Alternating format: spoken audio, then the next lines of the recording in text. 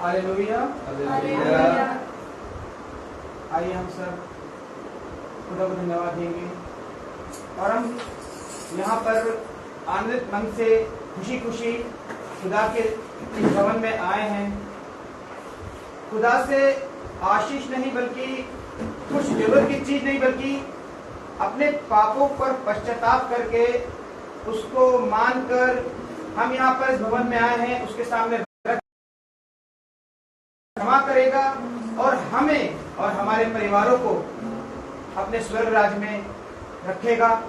हम इसलिए यहाँ पर आते हैं कि हम संसारिक दुनिया से दूर रहें और खुदा के वचन पर चलें, खुदा की बातों को माने। तो हमें जो है इसके लिए हम खुदा का धन्यवाद देंगे और हम पहले प्रार्थना में जाएंगे, उसके बाद गीत में, उसके बाद अपनी गवाहियों में और फिर खुदा के वचन में। तो हम सब पहले खुदा से प्रार्थना करेंगे। डालिया आंटी से निवेदन है कि वो प्रार्थना करेंगे। पहले आप वचन में जाएंगे, वचन लेकर 118। प्रभु ने उनको ये वचन दिया है कि मैं हम आप सबों के बीच में बांट सकूँ। धन्य वो जो यहोवा के नाम से आता है। हमने तुमको यहोवा के घर से आशीर्वाद दिया है। यहोवा प्रभु है और उसने हमको प्रकाश दिया है। जब पशु को बेटी के सिंगों से रस्ते से बांधो। हे यहोवा तू मेरा प्रभु है, मैं तेरा धन्यवाद करूँगा। तू मेरा परमेश्वर है, मैं तुझको चढ़ाऊँगा। यहोवा की वो धन्यवाद करो क्योंकि वो भला है और उसकी करुणा सदा की है। प्रभु तो बड़े हो जाने बातचीत दे। आइए हम प्रार्थना में जाएंगे। तो मुझे प्यार प्रभु उन्होंने हमको वचन के द्वारा सिखा दिया कि हम यहाँ पर आ सके और अपने अपने बातों को प्रभु के सामने रखेंगे और जो भी बातें आप लेके यहाँ पर आए हैं उसको जरूर प्रभु से विनती करेंगे। पवित्र पवित्र पवित्र परमेश्वर साक्षी करता बड़ी आदर भक्ति दीनता और भय के साथ प्यार प्रभु आपके पवित्र चरणों के समक्ष उपस्थित है। सचमुच में प्यार प्रभु तू बहुत दयावान परमेश्वर प्रभु है और तूने ये मौका दे दिया कि हम यहाँ आ सके। सचमुच में प्यार प्रभु जब जब हमने तुझे पुकारा है, जब भी कोई भी कठिनाई या कोई भी कष्ट सामने आ जाता है तो जब तेरे को पुकारते हैं प्यार प्रभु तो बड़ी सहजता पूर्वक तो हमको मिल जाता है प्यार को। आज भी तो हमारे बीच में है और यहाँ पर है, इसका हम प्यार को धन्यवाद देते हैं। और जितने जन भी यहाँ आए हैं प्यार प्रभु उन सबों को हम धन्यवाद देते हैं। ये सब पवित्र आत्मा में और तो पवित्रता के साथ यहाँ पर है प्यार प्रभु और होने दे प्यार प्रभु। हम जितने भी जन हैं हम सबों का मन को प्यार को तैयार कर और अपने मन जिस तरह से तू पवित्र है हमको भी पवित्र बनना है प्यारे प्रभु, क्योंकि हम जानते हैं जब हम पवित्र होंगे तभी तो हमारी बातों को सुनेगा और उसको पूरा भी करता है। इसके लिए हम धन्यवाद देते हैं। यूट्यूब पे द्वारा या फेसबुक के द्वारा देख रहे हैं प्यारे प्रभु उनको बड़ी आशीष दे प्यारे प्रभु, ताकि प्यारे प्रभु वो ये वचन सुन के हमारे दास का वचन सुन के प्यारे प्रभु अपने मनों को तैयार कर दें ताकि आने वाले दिनों में प्यारे प्रभु वो भी तेरे चरणों में आकर के धन्यवाद की भेंट दे सके। फिर से पूरे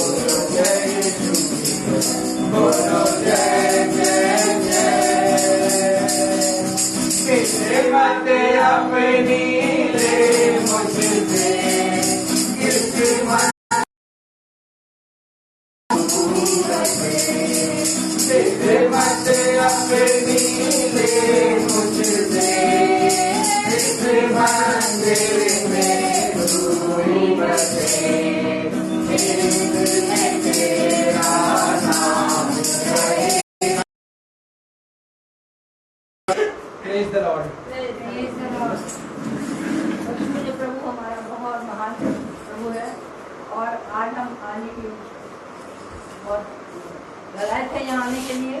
और ऐसा हमारा फ़ोन नहीं काम कर रहा था, जब भी मैं फ़ोन कर रही थी अपने दास को तो फ़ोन नहीं काम कर रहा था। भाई वो बात कि ये आ रहे हैं, तो मैंने कहा प्रभु कितना धन्यवाद देते कि प्रभु हमारी विनतियों को सुनता है और वो कभी भी हमको लज्जित नहीं करता। और जो आज इस कारण मैं आज यहाँ हूँ, और प्रभु ने हमारे दूसरे हफ्ते और पिछले महीने में काफ़ी मेरे परेशानी रही और काफ़ी जो भी हुआ वो प्रभु जानता है। सही से हमें रास्ते में घर से निकलते उठाता है, बताता है कि भवन जाने के लिए, और हमें रास्ता दिखाता है, हमारा हाथ पकड़कर हमें यहाँ तक सही सलामत भवन तक लेके आता है। इसके लिए हम खुदा को धन्यवाद देंगे। और हम जब यहाँ पर आते हैं तो वो हमारे घर की रखवाली हमारे पीछे करता है, चाहे कभी ठीक होती है, कभी बीमार पड़ती है। खुदा ने मम्मी को भी संभाल के रखा, मेरी बहन को भी संभाल के रखा है, उसके लिए मैं खुदा को धन्यवाद दूंगा। और गवाही पिछले हफ्ते दी थी कि मेरे एक भांजी हुई है, उसके लिए भी खुदा को धन्यवाद दूंगा मैं। और खुदा को धन्यवाद दूंगा कि खुदा हमें, मुझे हर दिन जब भी मैं कहीं स्कूटी चलाता हूँ लगता है कि वो मैं नहीं चला रहा हूँ, खुदा उसमें बैठा हुआ है। क्योंकि रास्ता ऐसा हो गया है, लोग चला रहे, कैसे चला रहे, कौन टक्कर मार के चले आएगा कब, कुछ नहीं पता है। इसलिए हम धन्यवाद देंगे खुदा को कि खुदा हमें सही सलामत हमारे गाड़ी, हमारे व्हीकल, हमारे हर चीज को एक एक पल, एक एक समय तक वो हमें संभाल के रखता है। इसके लिए हम खुदा का धन्यवाद देंगे। Praise the Lord. ये समय होगा हमारे साथ, उनको मजा में लेके जाएंगे। हम सब अपने स्थानों में खड़े होंगे खुदा के वचन को आदर और महिमा देने के लिए।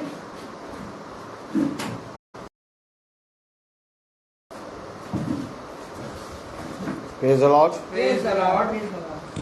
खुदावन की ओर से हमें और आपको ये पवित्र समय मिला है, ये पवित्र दिन मिला है कि हम उसके पवित्र समय, पवित्र दिन में उपस्थित हैं, बैठे हैं। और वचन आनंद का, और मेरा वचन हर्ष का, और मेरा वचन जीवन का मार्ग है। और मेरे प्यारे भाई बहनों, आज एक बार फिर से पिता ने हमें इकट्ठा किया है, और हम जानते हैं कि हमारा इकट्ठा होना व्यर्थ ना होगा, क्योंकि यदि हम कान लगाएंगे और प्रभु के वचन में बने रहेंगे तो बहुत आयत से हम फलवंत होंगे। Praise the Lord. खुदावन का वचन कहता है आमोस और उसका 2 अध्याय,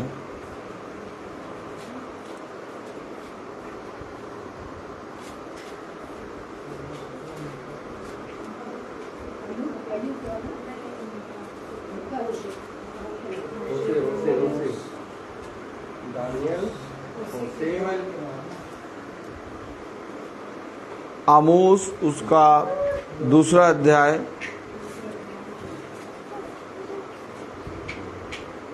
और उसकी 4 आयत हम पढ़ेंगे। आमोस 2:4 यहोवा यूं कहता है, यहूदा के 4 अपराधों के कारण मैं उसका दंड ना छोड़ूंगा, क्योंकि उन्होंने यहोवा की व्यवस्था को तुच्छ जाना और मेरी विधियों को नहीं माना, और अपने झूठे भविष्यों के कारण जिनके पीछे उनके पुरखा चलते थे वे भी भटक गए हैं। खुदावन का वचन जो कि पवित्र है, इस पवित्र वचन को खुदा हम निकम्मों को समझने और उस पर चलने की सामर्थ प्रदान करे। हम सब अपने स्थानों पर बैठ जाएंगे। आज धन्यवाद का विषय है कि बहन प्रिया के हस्बैंड भाई बंटी का, सही है ना, बर्थडे है। और बहन ने कहा था कि भवन में भाई धन्यवाद की प्रार्थना ज़रूर करिएगा। Praise the Lord. और खुदा को धन्यवाद देते हैं कि बहन प्रिया की बेटी टीना का भी पिछले दिनों में बर्थडे था, 10 तारीख को। खुदा उस बहन टीना को भी बहुत बढ़ाए। और आज बहन के पति भाई बंटी का जन्मदिन है। खुदा उस भाई को अपनी सामर्थ्य में बढ़ाए और अपने वचन के निकट बनाए रखे और उसकी आयु को दिन प्रतिदिन बढ़ाता चले। आमीन। मेरे प्यारे भाई बहनों, हम सब पिता के वचन में इकट्ठा हुए हैं और पिता के वचन से हम सब जानने और समझने के लिए पूरी रीति से तत्पर हैं। पिता हमें सारी बातों के विषय में बताता है और हमें पिता वह बातें बताता है जिसे मनुष्य नहीं जानता। लेकिन मेरे प्यारे भाई बहनों, जब हम पिता के निकट आते हैं तो पिता हमें धीरे धीरे करके अपनी सारी गुप्त बातें बताता है और हम देखते हैं कि जो बातें हम पिता से सुनते हैं और जिन बातों का हम अध्ययन करते हैं और प्रार्थना सभा में जो बातें खुदा अपनी आत्मा के द्वारा हम पर प्रकट करता है, उसके द्वारा हमारा जीवन बदलता है और धीरे धीरे करके हमारे अंदर से पुरानी बातें जाती रहती हैं और हमारे अंदर एक नई बातें उत्पन्न हो जाती हैं। और यही है जीवन का बदलाव और यही एक नई सृष्टि। जब तक तुम वचन को सुनो और तुम्हारे अंदर एक बदलाव ना आए, तुम्हारे अंदर एक परिवर्तन ना आए, तुम्हारा वचन को सुनना और उसको पढ़ना व्यर्थ है। देखो, मेरा वचन जिस रीति से पानी की बूंद जब पृथ्वी पर गिरती है तो वो यूं ही वापस नहीं लौटती, बल्कि वो उपज को उपजाती है और तुम भोजन को प्राप्त करते हो। ठीक इसी रीति से मेरा वचन भी है और मेरा वचन जब पृथ्वी पर आता है और किसी मनुष्य के लिए जब मैं अपने वचन को देता हूँ तो वो वचन बहुत तायत से कार्य करता है और जिस कार्य के लिए मैंने वचन को करने के लिए भेजा है वो कार्य करे बिना वचन कभी भी वापस नहीं आता। इसलिए यह अवश्य है कि जब तुम मेरे वचन को सुनते हो तो नर्म बनो, दीन बनो, क्योंकि मेरा वचन तुम्हारे लिए बहुत तायत का आशीष का कारण बनेगा। आमीन। आज हमें और आपको पिता ने बहुत तायत से फलवंत किया और हमें और आपको अपने वचन को सुनने की समझ और बुद्धि दी। नहीं तो हम इस पृथ्वी पर कहाँ कहाँ भटक रहे थे, लेकिन पिता हमें वहाँ से इकट्ठा करके भवन में ला के बैठाता है ताकि हम भवन में अपने पिता के साक्षी बने, अपने पिता के गवाह बने और इस पृथ्वी के कोने कोने में अपने पिता के अच्छे दास दासी बनकर उसके पुत्र पुत्री बनने के लिए यत्न करें। तो मेरे प्यारे भाई बहनों, जैसा कि हम जानते हैं कि अभी हमने पढ़ा आमोस उसका 2 अध्याय और उसकी 4 आयत और उसमें लिखा है, यहोवा यूं कहता है, यहूदा के 3 क्या वरन 4 अपराधों के कारण का दंड न छोड़ूंगा। उन्होंने यहोवा की व्यवस्था को तुच्छ जाना और मेरी विधियों को नहीं माना और अपने झूठे देवताओं के कारण जिनके पीछे उनके पुरखा चलते थे वह भी भटक गए हैं। क्यों मैं दंड दूंगा? क्यों मैं यहूदा के 3 क्या वरन 4 अपराधों के कारण मैं उसका दंड ना छोड़ूंगा। हमारे जीवन में एक उतार है और एक चढ़ाव है और ये उतार और चढ़ाव मनुष्य के जीवन में निरंतर बना रहता है और इस उतार चढ़ाव को अगर मनुष्य समझे तो वो सृष्टिकर्ता के निकट पहुंच सकता है। अगर हम देखें तो जब एक दिन में धूप निकलती है, बादल आते हैं, हवा चलती है, पानी बरसता है, ठंडा मौसम होता है, ये मौसम का बदलना केवल नज़ारों के लिए नहीं है, बल्कि ये प्राकृतिक जो मौसम के सारे नेचर पर निर्भर है, ये उसके लिए अनिवार्य है। अगर धूप ना आए और अगर छाया ना आए, अगर वर्षा ना आए, अगर प्राकृतिक जितना मौसम बदलती है उस रीति से ना चले तो इस पृथ्वी पर की सारी प्राकृतिक चीज़ें नष्ट हो जाएंगी। ठीक इसी तरीके से हमारे जीवन में भी एक उतार और एक चढ़ाव निरंतर बना रहता है और अगर हम बहुत ध्यान से देखें तो हमारे जानने से पहले पेड़ पौधों को मालूम हो जाता है और प्राकृतिक को मालूम चीज़ों को मालूम हो जाता है कि पानी कैसे बरसेगा, कितनी जल्दी बरसेगा, अब पानी बरसने वाला है, 4 दिन में आने वाला है। ये सारी बातें ये पेड़ पौधे बाखूबी जानते हैं। Praise the Lord. लेकिन हमारे जीवन में जो उतार चढ़ाव से दूर हो जाते हैं, उसने कहा ये उतार और ये चढ़ाव, ये भलाई, ये विपत्ति, ये कलेश, ये अंधकार और ये के दिन मैंने तुम्हारे जीवन में इसलिए दिए हैं ताकि तुम इन्हें पहचान कर, इन्हें बाखूबी जानकर मेरे वचन के निकट आ जाओ। आमीन। लेकिन जब हमारे जीवन में उतार चढ़ाव होता रहता है और हम बहुत जल्दी इन बातों को कहने लगते हैं, लेकिन इससे पहले कि तुम ये कहो कि कोई खुदा नहीं, कहाँ है यीशु मसीह, उसने बहुत से चिन्ह तुम्हारे जीवन में दिखाए, उसने बहुत सी बातें तुम्हारे जीवन में दिखाई, उसने बहुत से उतार चढ़ाव तुम्हें दिखाए। और वो उतार चढ़ाव केवल इसलिए नहीं थे कि तुम्हारे जीवन में, तुम्हारे जीवन के लिए, जीने के लिए ये जरूरी है, बल्कि उतार चढ़ाव इसलिए आए थे कि तुम इन उतार चढ़ाव को देखकर अपने जीवन में फिरो और अपने पिता के निकट आ जाओ। परंतु तुमने वे बातें नहीं करी, तुम मुझसे और दूर और दूर और दूर होते चले गए। क्यों? वचन क्यों कह रहा, मैं यहूदा पर 3 नहीं वरन 4 अपराधों के कारण मैं उसका दंड ना छोड़ूंगा। गोत्र खुदा का गोत्र है। आमीन। जबकि खुदा का वंश यहूदा है। आमीन। जबकि सारी बातें खुदा भलाई उत्पन्न करने में, यहूदा को प्रेम करने में, यहूदा से मिलकर रहने में बहुत तायत से खुदा बढ़ता है। आमीन। तब भी खुदा ने क्यों कहा कि मैं, ऐसा क्यों हो गया? क्योंकि मेरे प्यारे भाई बहनों, एक समय आता है जब हमारे जीवन में वो पाप, वो अंधकार बढ़ जाता है। लेकिन वो पाप और वो अंधकार चाहे जितना बढ़ जाए, अगर आज तुम अपने पिता के प्रति फिरोगे तो वो तुम्हारे पाप और अंधकार को दूर करने की सामर्थ्य रखता है।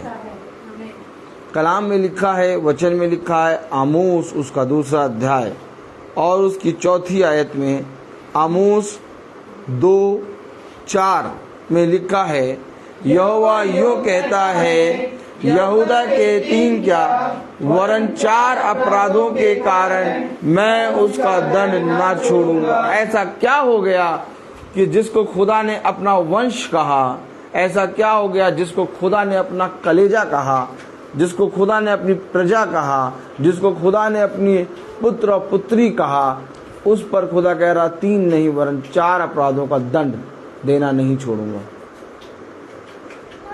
कलाम में लिखा, यहोवा यूं कहता है, यहूदा के 3 क्या वरन 4 अपराधों के कारण मैं उसका दंड ना छोड़ूंगा, क्योंकि उन्होंने यहोवा की व्यवस्था को तुच्छ जाना और मेरी विधियों को नहीं माना। जब मैं उनके पास आया और मैंने उन्हें अपने वचन को बताया और मैंने उनको अपने वचन के कहे के अनुसार करने के लिए चौकसी करने को कहा, उन्होंने नहीं माना।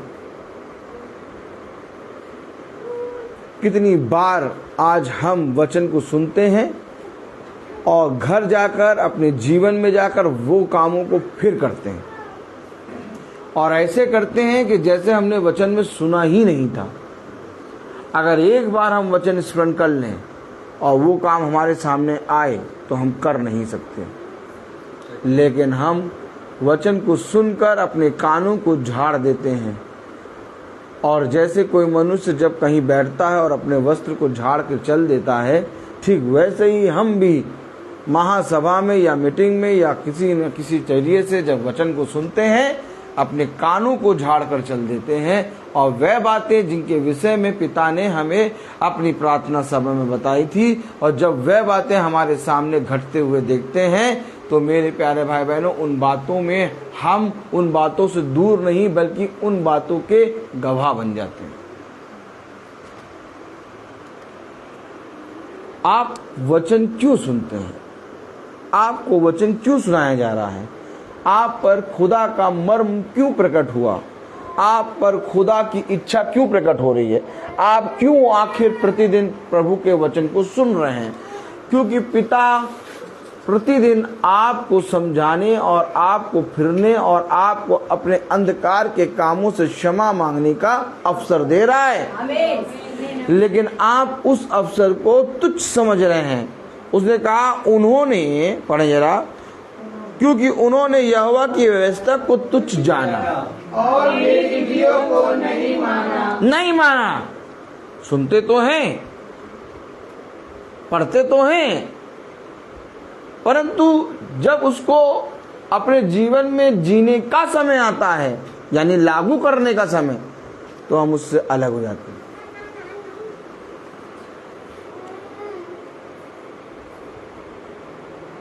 और जब हम पढ़ते हैं और सुनते हैं और जब उसको लागू करने का समय आता है कि अब जो तूने सुना, जो तूने पढ़ा, उस पर अमल कर, तब हम अमल नहीं करते।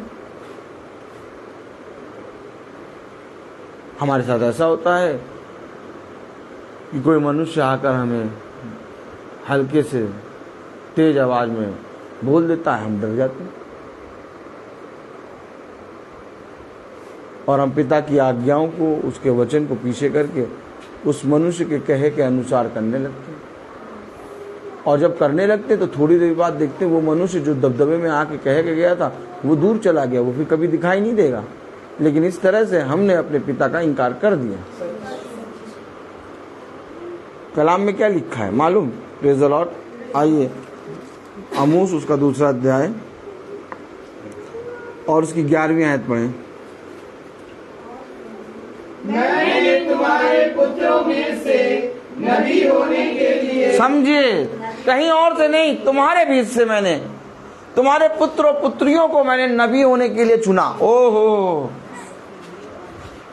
तुमको मैं 3 नहीं वरन 4 अपराधों के कारण दंड दूर छोड़ूंगा। ऐसा क्या हो गया कि खुदा कह रहा मैं दंड देने से पीछे नहीं हटूंगा, नहीं छोड़ूंगा। मैंने तुम्हारे पुत्रों के बीच में से नबी होने के लिए चुना। कितना बड़ा सामर्थ्य का काम पिता कर रहा है। इसके विषय में एलिया गवाही देता है, मैं तुम्हारे समान दुख सुख रोगी मनुष्य हूं। मैं भी तो तुम्हारे समान दुख सुख रोगी मनुष्य हूं। मेरा अभिनंदन, मेरे पैरों को, मेरे को चूमते क्यों हो? मेरी पूजा क्यों करते हो? मैं तो तुम्हारे समान दुख सुख रोगी मनुष्य हूं। क्योंकि पिता ने गवाही दी है, पिता ने कहा है कि मैंने तुम्हारे पुत्रों के बीच में से नबी होने को चुना है। क्यों कह रहा कि तुमने मेरी आज्ञाओं को तुच्छ जाना और मेरे विधियों को नहीं माना। क्यों नहीं माना?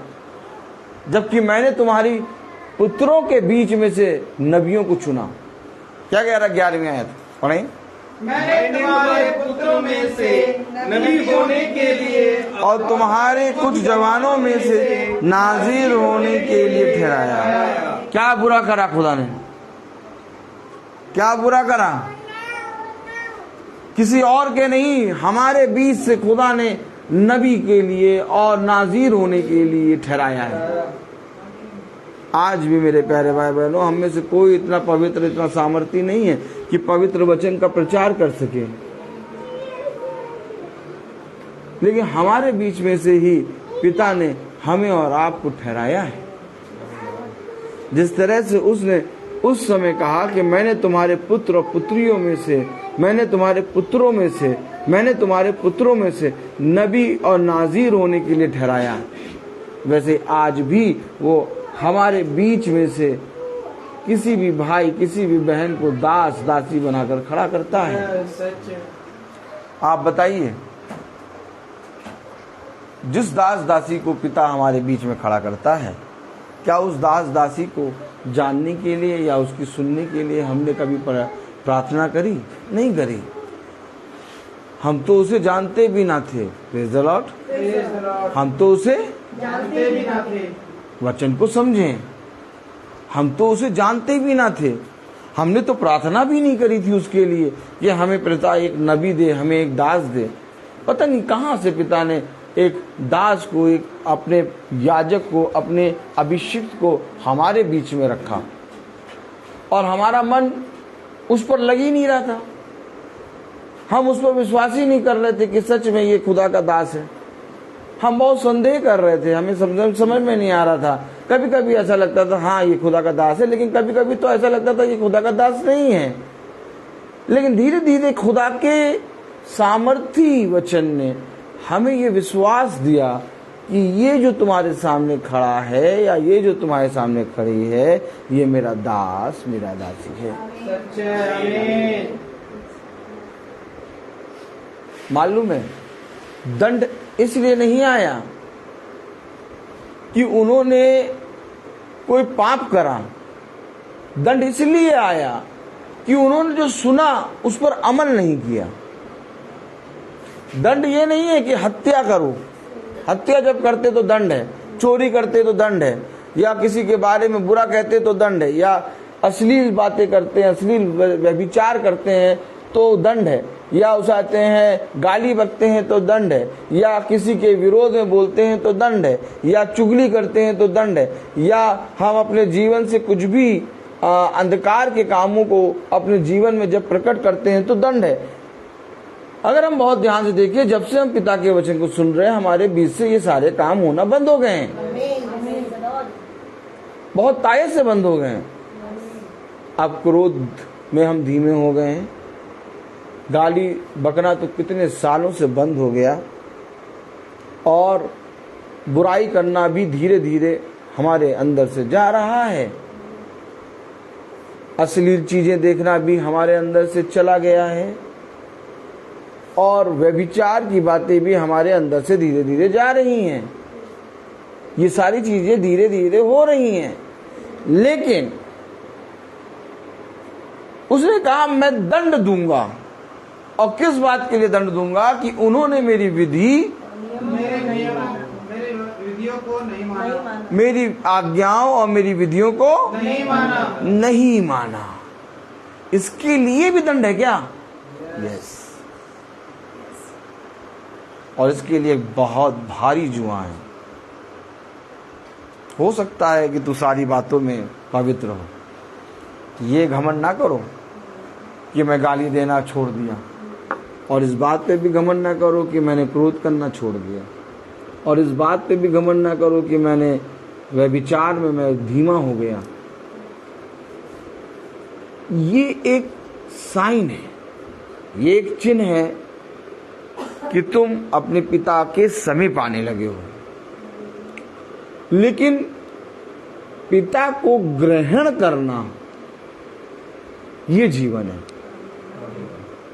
जीवन क्या है? जीवन ये नहीं कि गाली बकना छोड़ दिया। ये सारी चीजें एक शुद्धता का पहचान है। ये सारी चीजें एक चिन्ह का पहचान है कि तुम्हारा जीवन बदल रहा है।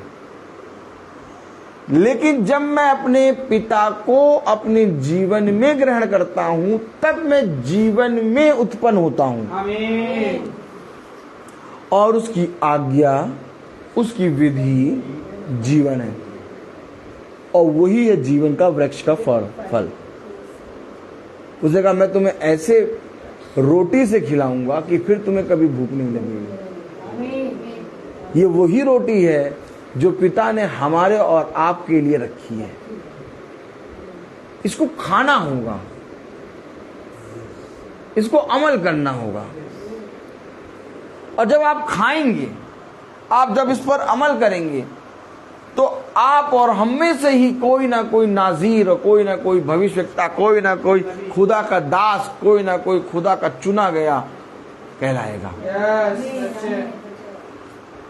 हमेशा याद रखना, आज जिस वचन को तुम सुनकर अपने कानों को झाड़ते हो, आज जिस वचन को सुनकर तुम अपने जीवन में छोड़ देते हो, आज जिस पवित्र वचन को तुम सुनने में अपने जीवन में बहुत ज़्यादा आलस कर देते हो, यही वचन तुम्हें पिता के चुने हुए में से रखेगा। मनुष्य अपने जीवन में बहुत बड़ा अपराध कर रहा है। ना वो किसी की हत्या कर रहा है, ना वो चोरी कर रहा है, ना वो झूठी गवाही दे रहा है, ना वो किसी के विरोध में बोल रहा है। उसका सबसे बड़ा अपराध ये कि उसने अपने उद्धारकर्ता का इनकार कर दिया। कलाम में लिखा आमोस उसका 2 अध्याय और उसकी 4 आयत में पढ़ें। यहोवा यूं कहता है, यहोवा यूं कहता है, यहूदा के 3 क्या वरन 4 अपराधों के कारण, यहूदा के 3 क्या वरन 4 अपराधों के कारण मैं उसका दंड ना छोड़ूंगा, मैं उसका दंड ना छोड़ूंगा, क्योंकि उन्होंने यहोवा की व्यवस्था को तुच्छ जाना, क्योंकि उन्होंने यहोवा की व्यवस्था को तुच्छ जाना और मेरी विधियों को नहीं माना, और मेरी विधियों को नहीं माना, और अपने झूठे देवताओं के कारण, और अपने झूठे देवताओं के कारण जिनके पीछे उनका पुरखा चलते थे, जिनके पीछे उनके पुरखा चलते थे, वे भी भटक गए हैं। भटक गए। जब उन्होंने मेरी विधि मेरे नियम नहीं माने तो उन्होंने अपने पुरखाओं के नियमों को सर्वोपरि करके मानना शुरू कर दिया, और जिसके कारण वे भटक गए। भटक कैसे गए? जब उन्होंने खुदा की प्रार्थना सभा को तुच्छ जाना। आज लोग सिनेमा घर में जाना तुच्छ नहीं समझते,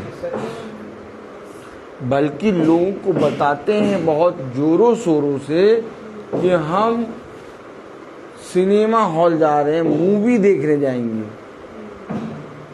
और जब आप बच्चे से बात करिए तो बच्चा कहता है कि हम लोग परसों मूवी देखने जा रहे हैं।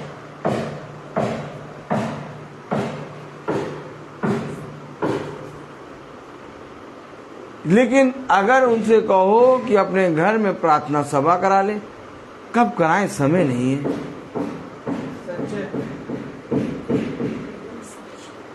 समय एकदम नहीं है।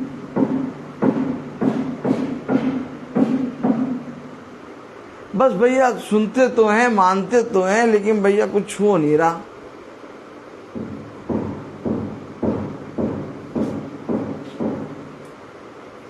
बच्चे को कैसे मालूम हुआ कि मूवी जाना है?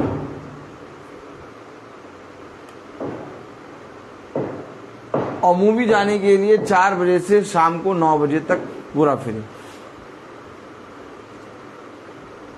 लेकिन प्रार्थना सभा कराने के लिए 1.5 घंटा 2 घंटे की,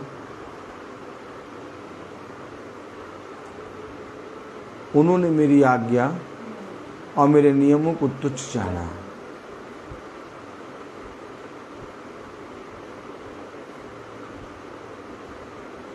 जिस संतान को उन्होंने मूवी दिखाई, वही संतान जब बड़ा होता है तो वो उनको एक मूवी दिखाता है, कहता अब हम तुम्हें मूवी दिखाएंगे, और उस मूवी के हीरो होंगे हम और विलन होंगे तुम दोनों।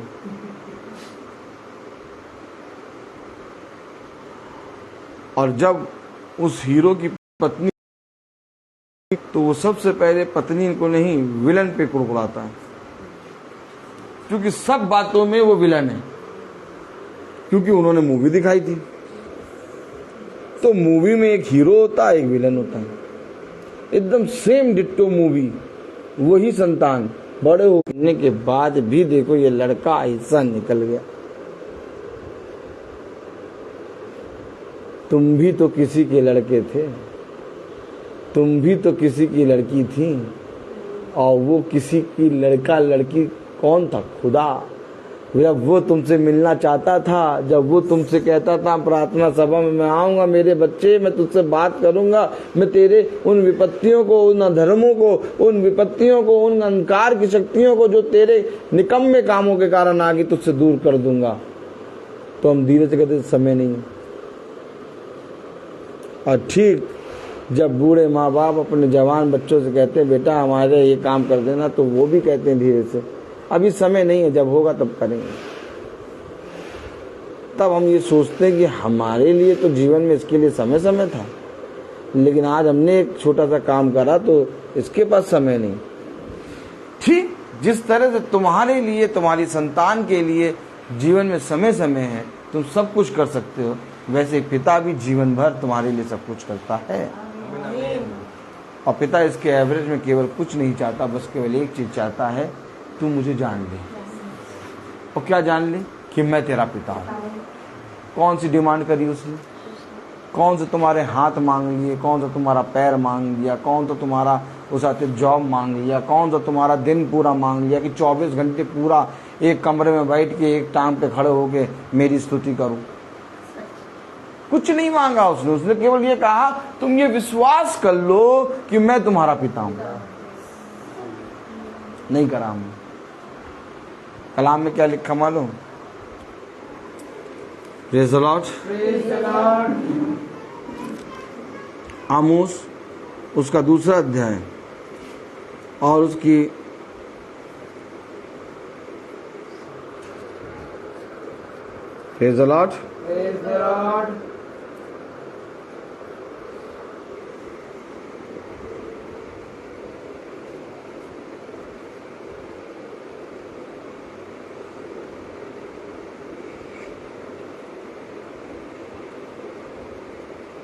11वीं आयत पढ़ें। मैंने तुम्हारे पुत्रों में से नबी होने के लिए और तुम्हारे कुछ जवानों में से नाज़ीर होने के लिए ठहराया। हे इज़राइलियों, क्या ये सच नहीं है?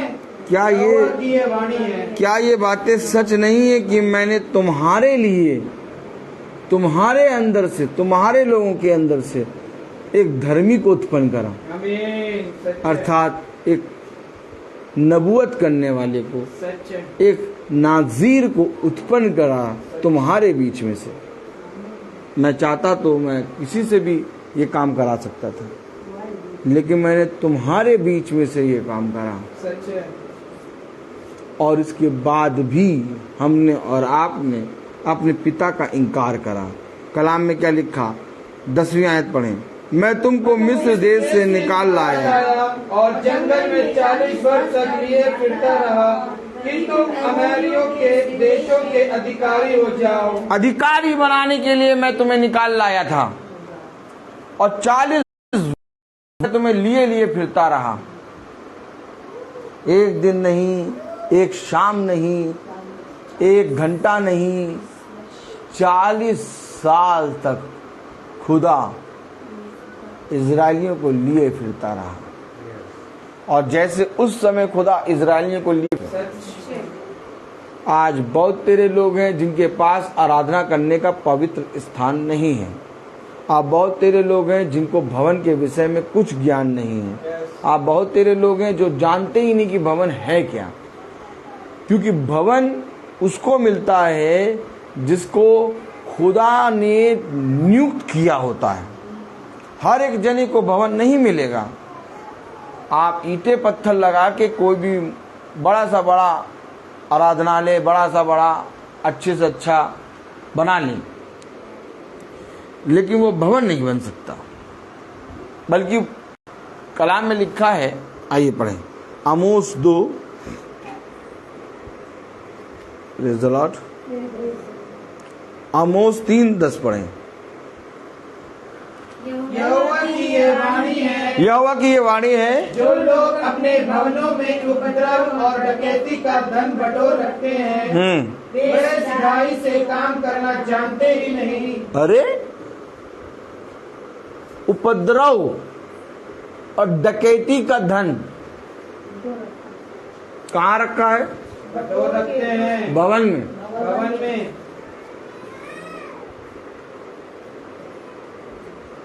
कह तो रहा हूं, जाओ जाके निकलो, जरा ढूंढो परम पवित्र स्थान। जाओ जाकर निकलो और ढूंढो कि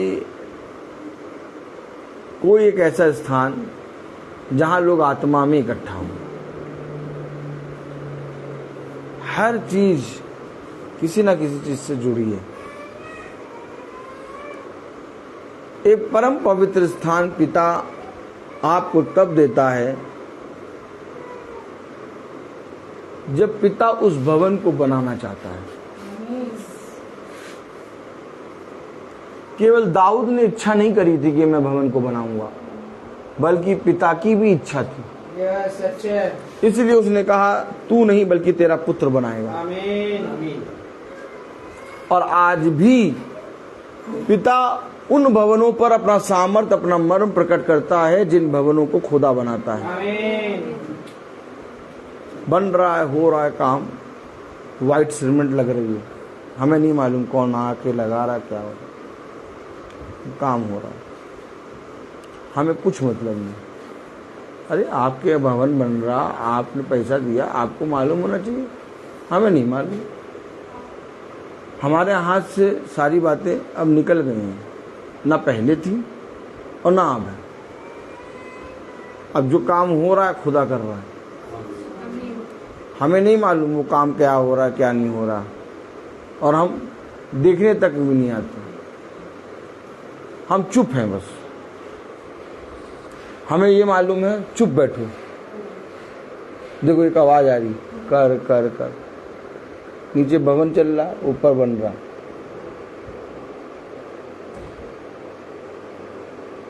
याद रखो, हमेशा याद रखो, या तो पैसे देने वाले को मालूम होता है या तो काम करने वाले को मालूम होता है। अब ना यहाँ कोई पैसा देने वाला है और ना यहाँ कोई काम करने वाला है, लेकिन एक चर चर आवाज आ रही, ये पिता कर रहा है। यह सच है।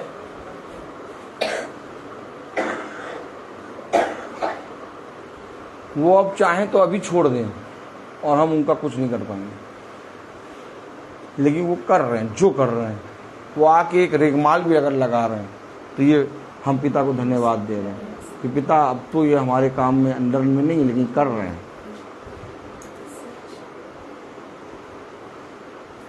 मैं आपको क्या बता रहा हूँ, जिस तरह से पिता हमारे बीच में से एक नबूवत करने वाले को, एक नाज़ीर को, एक अपने दास को, अपने धर्मी मनुष्य को हमारे बीच से चुनता है, वैसे ही पिता हमारे बीच से एक भवन बनाता है और जिसमें आत्मा में इकट्ठा होने वाले इकट्ठा हो जाते हैं। वह ये नहीं देखेंगे हमें कहाँ बैठाया गया, वह ये नहीं देखेंगे कि पंखा हमारी तरफ नहीं था, वह ये नहीं देखेंगे कि जगह है कि नहीं। वो आके बैठेंगे, खड़े खड़े पिता के वचन को सुन लेंगे, क्योंकि पिता ऐसे ही आराधकों को ढूंढता है। आज भवनों में, आज संस्थाओं में लोगों ने डकैती और उपद्रव का धन बटोर के रखा है।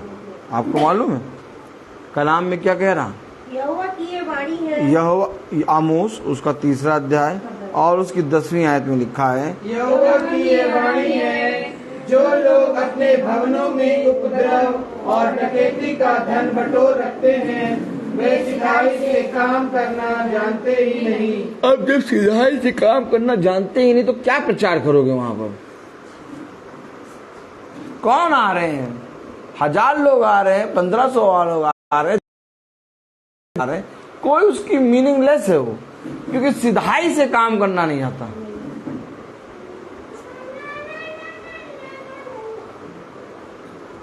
और सिधाई से जब तक आप काम नहीं करेंगे, आप कभी भी आपकी प्रार्थना सुनी नहीं जाएगी। वहां तो सब सिधाई से काम करने वाले और अच्छे के वचन को जानने वाले आते होंगे।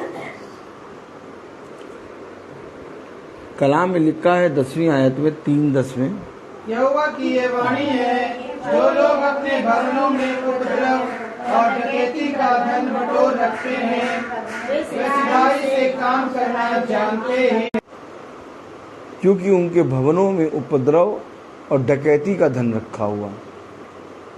तब 11वीं आयत में कह रहा है, इस कारण खुदा यहोवा यूं कहता है, इस कारण यह खुदा यहोवा यूं कहता है, देश का घेरने वाला एक शत्रु होगा, देश का घेरने वाला एक शत्रु होगा और वह तेरा बल तोड़ेगा, और वह तेरा बल तोड़ेगा और तेरे भवन लूटे जाएंगे। अरे हो रहा है, एक शत्रु वो तेरे बल को तोड़ेगा, तेरे भवन लूटे जाएंगे, तोड़े जाएंगे। क्यों? अब आप समझे क्यों हो रहा है? पकड़े भैया प्रार्थना करो, काय प्रार्थना करो भैया, किस लिए? तुमने डकैती और उपद्रव के धन को जोड़ के रखा है, सिधाई करना तुम जानते ही नहीं। उसने तो कहा तोड़ जाएंगे, वो तेरे बल को तोड़ेंगे और तेरे भवन को लूटेंगे।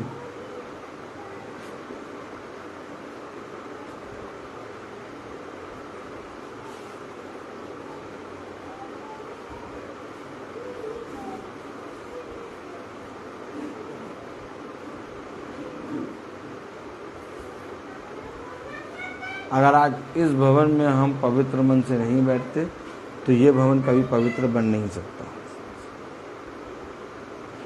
ये भवन पवित्र तब बनेगा जब ये भवन पवित्र होगा, और इस पवित्र भवन को पवित्र करने के लिए, रखने के लिए हमें और आपको स्वयं को पवित्र करना अनिवार्य है। इसलिए बहुत कुछ हो गया और हमने बहुत कुछ देख लिया, हमने बहुत प्रचार कर दिया, हमने जा जाकर लोगों को बहुत बता दिया।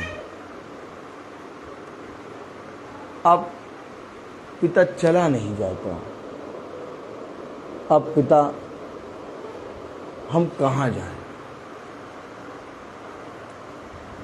तो इससे पहले कि हम कहें अपने पिता से कि हमें से चला नहीं जाता, हम कहाँ जाएं? पिता ने हमें एक नियुक्त किया हुआ भवन दिया। तुम्हें किसी मनुष्य के सामने जाकर गिड़गिड़ाना नहीं पड़ेगा, तुम्हें जाकर मेरे पवित्र स्थान के लिए किसी से बोलना नहीं पड़ेगा। मैं स्वयं एक पवित्र स्थान दूंगा और मैं तुम्हें बताऊंगा कि तुम्हें कहाँ जाके आराधना करनी है। यहोवा के पवित्र पर्वत पर कौन चढ़ेगा, उसके परम पवित्र स्थान पर कौन खड़ा रहेगा। आंख मिचोली बहुत खेल लिए, आइस पाइस बहुत खेल चुके हैं, अब सतर्क हो जाओ। अब लोगों के भरमाने में या लोगों के कहे के अनुसार चलने में चौकसी ना करो। अब अपने आप को और अपने जीवन को बदलते हुए देखने की चौकसी करो। अगर तुम्हारा जीवन नहीं बदल रहा, अगर तुम्हारे मन में, अगर तुम्हारे हृदय में एक नया बदलाव, नया परिवर्तन नहीं हो रहा, आज ही इस भवन और इस दास को छोड़ दो। मैं ये नहीं कहूँगा कि इस भवन और इस दास को पकड़े रहो, भैया भवन बन रहा ऊपर, आप लोग छोड़ देंगे तो हम क्या करेंगे। हम कभी ये नहीं कहेंगे, कभी नहीं। मैं आपको ये कहूँगा, अगर तुम्हारा जीवन, अगर तुम्हारा आत्मा इस महासभा को सुनने में नहीं बदल रहा, तुम वैसे ही कामों को कर रहे हो और अपने पिता के वचन को सुन रहे हो और तुम्हें ऐसा नहीं लग रहा कि मेरे जीवन में बदलाव आ रहा, मैं बहुत दिनों से सुन रहा हूँ, आज छोड़ दो और इससे कोई उत्तम स्थान, इससे कोई उत्तम जगह जहाँ सच में तुम्हारा जीवन बदले, वहाँ चले जाओ। हमेशा याद रखो, खुदा ने कहा तुम जब मेरे पास आते हो तो ये अवश्य है कि तुम्हारी बढ़ती हो, और अगर बढ़ती नहीं हो रही तो समझ लेना उस जगह से आत्मा उठ गया। ये एक चिन्ह है। कभी याजक का चेहरा देख के या कभी भवन के ईंट और पत्थर को देख के रुकना नहीं। अगर बढ़ती होती जा रही है तुम बने रहो, तुम चलते रहो, तुम धीरे धीरे पिता के निकट आते ही चले जाओगे, छोड़ना नहीं। ये भी कहा है पिता ने, कहा अगर तेरे अंदर बदलाव होता है और तुझे सच में आत्मा के अनुसार वचन मिलता है, तू पकड़ ले, छोड़ना नहीं। लेकिन अगर नहीं मिलता छोड़ दे। अपने आप को कुड़ के, अपने आप को मार के, अपने आप को समझा के मेरे भवन में या मेरी महासभा में बैठने की जरूरत नहीं। मेरी महासभा में, मेरे भवन में वो बैठेगा जो आनंदित मन से आएगा। उसने कहा आनंद बनाओ, आनंदित रहो कि तुम अपने पिता को जानते हो। हमेशा याद रखो ये जीवन एक टाइम पास नहीं है कि चलो एक भैया सही है, कुछ भी हो भाई रोज प्रार्थना करते यही सोच के भाई इसके साथ जुड़े रहो। ऐसा नहीं, भाई रोज एक प्रार्थना करते हैं। बहुत तेरे भाई बहन ऐसे हैं जो एक दिन में 4-4 पाप पर प्रार्थना करने बैठेंगे, उनका जीवन ही है। तो इन चीजों को देख के नहीं जुड़ना है, जुड़ना है हमें पिता से। हमारे जीवन में बदलाव आया, हमारे जीवन से अंधकार गया, हमारे जीवन से जब हमने महासभा को सुना, जब हमने भाई से मिले और हम लोग एक से बच्चे वचन को सुनने लगे, तो क्या मेरा पति, मेरी पत्नी, मेरे बच्चे वचन में निकट आने लगे? क्या उनका भी विश्वास, मैं तो जानता भी नहीं था कि उनका विश्वास भी बढ़ रहा है। मैं तो अभी तक अपने ही आप को देख रहा था, लेकिन जब मैंने अपने आप को के विषय में कल हमने बहन प्रिया के घर में सुना, मैं यहूदियों के लिए यहूदी बन गया कि बहुत से यहूदियों को खींच लाऊं। मैं व्यवस्था के अधीन ना होने पर भी मैं व्यवस्था के अधीन बन गया कि बहुत तेरे भविष्य व्यवस्था के अधीन वालों को खींच लाऊं, ताकि मेरे द्वारा बहुत तेरों का उद्धार हो सके। ये पवित्र वचन है। सब चीज से कंप्रोमाइज करो, लेकिन अपने खुदा के सामने दीन बन जाओ। मैं फिर एक बात कहूंगा, जब तुम अपने खुदा की तरफ बढ़ोगे, अपने खुदा के निकट जाओगे, तुम्हारे विरोध में बहुत सी बातें उठेंगी और उठती ही रहेंगी। हाँ, किसी दिन उनकी संख्या 100 होगी तो किसी दिन 1 होगी, लेकिन होगी जरूर। और ये तब तक बनी रहेगी जब तक तुम इस पृथ्वी पर हो। लेकिन एक बात याद रखना, ये 100 से 1 भी हो जाएगी, 10 भी हो जाएगी, ये घटती बढ़ती रहेगी। तुम जितना ज्यादा विश्वास से बने रहोगे, उतना ज्यादा ये अंधकार की शक्तियां तुम्हारे जीवन से घटती चली जाएंगी। और अगर तुम नहीं हुए तो ये सारी बढ़कर तुम्हें पूरी रीति से खा जाएंगे, खोखला कर देंगे। क्या बताऊं, क्या प्रचार करूं? मैं तो कुछ जानता ही नहीं, मैं बोलता बहुत हूं। हर चीज का एक समय होता है। तो आइए हम मती, हम सब निकालेंगे मती 6।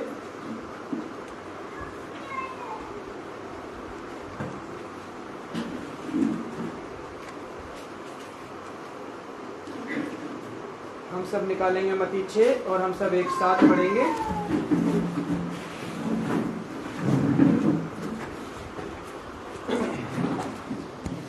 सावधान रहो, तुम मनुष्य को दिखाने के लिए अपने धर्म के काम ना करो, नहीं तो अपने स्वर्ग पिता से कुछ भी फल ना पाओगे। इसलिए जब तू दान करे तो अपने आगे तुरही ना बजवा, जैसे कपटी सभाओं और गलियों में करते हैं, ताकि लोग उनकी बड़ाई करें। मैं तुमसे सच कहता हूँ कि वे अपना प्रतिफल पा चुके। परंतु जब तू दान करे तो जो तेरा दाहिना हाथ करता है, उसे तेरा बायां हाथ ना जानने पाए, ताकि तेरा दान गुप्त रहे, और तब तेरा पिता जो गुप्त में देखता है तुझे प्रतिफल देगा। आमीन। तन मन और धन से दो, यीशु को सब कुछ दो, क्योंकि उसी के उद्धार पाना है, जिसकी आत्मा का दान उसे दो। तन मन और धन उसे दो, अपने यीशु को सब कुछ दो, क्योंकि उसी के द्वारा उद्धार पाना है, जिसकी आत्मा का दान उसे तन मन और धन उसे दो। अगर यीशु की सेवा करोगे, अपनी आशीष वो तुम्हें देगा। और पाप की सेवा करोगे, हर किस नहीं माफ करेगा। उसके लहू में दिल धो लो, अपने यीशु को सब कुछ दो, क्योंकि उसी के द्वारा उद्धार पाना है। जीती आत्मा का दान उसे दो, तन मन और धन उसे दो। हम सब निकालेंगे पहला इतिहास 29वां अध्याय और उसकी 17वीं आयत। हम सब एक साथ पढ़ेंगे। हे मेरे खुदा, मैं जानता हूँ कि तू मन को जांचता है और सिधाई से प्रसन्न रहता है। मैंने तो यह सब कुछ मन की सिधाई और अपनी इच्छा से दिया है, और अब मैंने आनंद से देखा है कि तेरी प्रजा के लोग जो यहाँ उपस्थित हैं, वह अपनी इच्छा से तेरे लिए भेंट देते हैं। आमीन। आंटी से निवेदन है।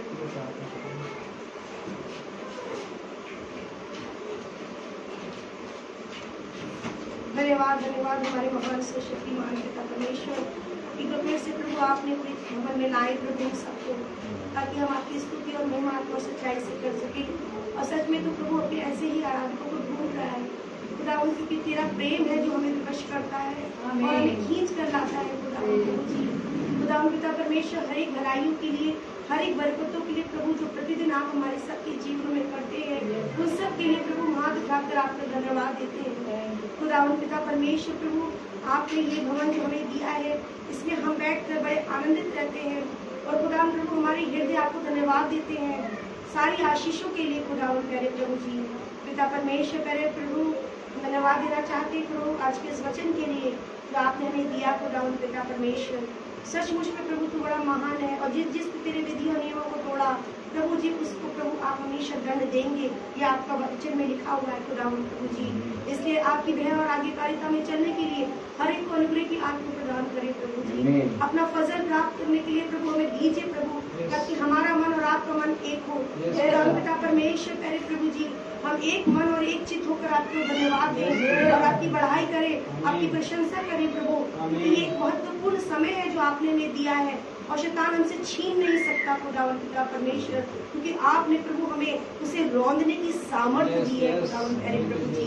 खुदा पिता परमेश्वर, जो भी कोई किसी परेशानी तकलीफ से इस भवन में आए, सबकी मन्नतों को, सबकी दुख तकलीफों को आपसे दूर करते हैं प्रभु जी, और आप सब कुछ जानते हैं खुदा प्रभु जी।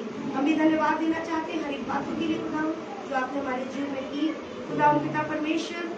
और हम हर एक चीज़ों के लिए आपको शुक्र अदा करके, और प्रभु हमारे पास कुछ भी नहीं है, सिर्फ तुझको अपने धन्यवाद देते हैं खुदावन पिता परमेश्वर। इसे ग्रहण करें खुदावन प्रभु, और विशेष प्रार्थना अपने भवन जो बन रहा है उसके लिए चाहते हैं खुदावन प्रभु, उसके लिए प्रार्थना करते हैं आपसे खुदावन, क्योंकि ये तेरा काम है खुदावन प्रभु, और आपको मालूम है कि ये काम कैसे होगा खुदावन पिता परमेश्वर, और आप ऐसे ही करने के लिए खुदावन प्रभु अपने लोगों को तैयार करेंगे यीशु खुदावन। एक एक को हलीम कर दे, नम्र कर दे, दीन कर दे खुदावन पिता परमेश्वर खुदावन, ताकि हम इसमें तुझको धन्यवाद भी भेजे चढ़ा सके खुदावन प्रभु। सारी बातों को प्रभु तेरे हाथों में सौंप देते हैं, हमें अपने जैसा बनाइए, अपना जैसा स्वभाव दीजिए, अपने जैसा मन दे दीजिए खुदावन पिता परमेश्वर।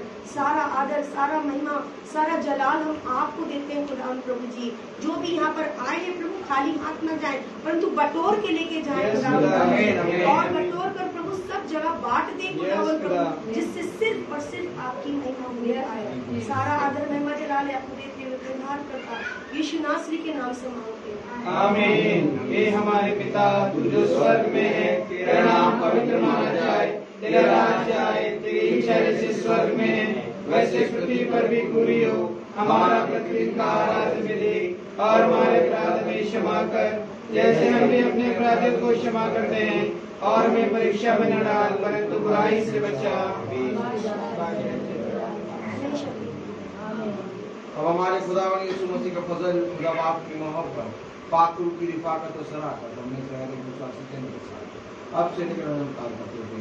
आमीन। धन्यवाद धन्यवाद धन्यवाद, सारे आशीषों के स्रोत धन्यवाद धन्यवाद धन्यवाद धन्यवाद, सारे आशीषों के स्रोत धन्यवाद, सारे आशीषों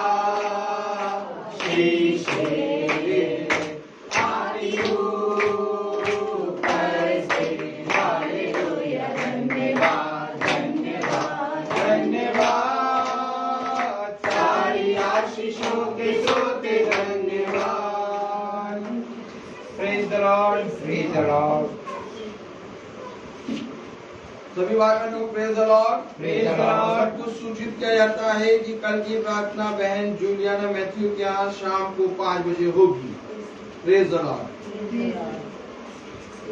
और आज थैंक्स गिविंग का धन्यवाद की प्रार्थना है और भवन में हम पिता को धन्यवाद देते हैं कि भाई बंटी को आपने एक लंबी आयु दी और इसी रीति से भाई बंटी और प्रिया को अपने सामर्थ्य बढ़ाइए, उनकी तीनों बेटियों पर, उनके दामादामन पर और आपका आत्मा सदा बहन प्रिया और भाई बंटी और इनके घराने पर बना रहे। हम प्रार्थना में मानते हैं कि जिस तरीके से भाई बंटी को आज तक आपने सुरक्षित रखा, वैसे आने वाले समय में भी बहुत तायत से प्यार प्रभु उनकी आयु को बढ़ाइए और उन्हें अपनी सामर्थ्य बढ़ाइए, ताकि वो दिन प्रतिदिन इस पृथ्वी पर तेरे निकट आने पाए और तुझसे एक बड़ा प्रतिफल प्राप्त करें। सब बातों में आप बढ़े और हम घटे। इस प्रार्थना को हम आपके पहले नाम पवित्र नाम यीशु मसीह के नाम में मांगते हैं। आमीन। Praise the Lord, praise the Lord।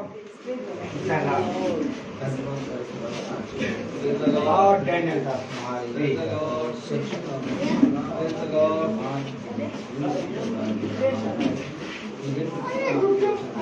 Praise the Lord।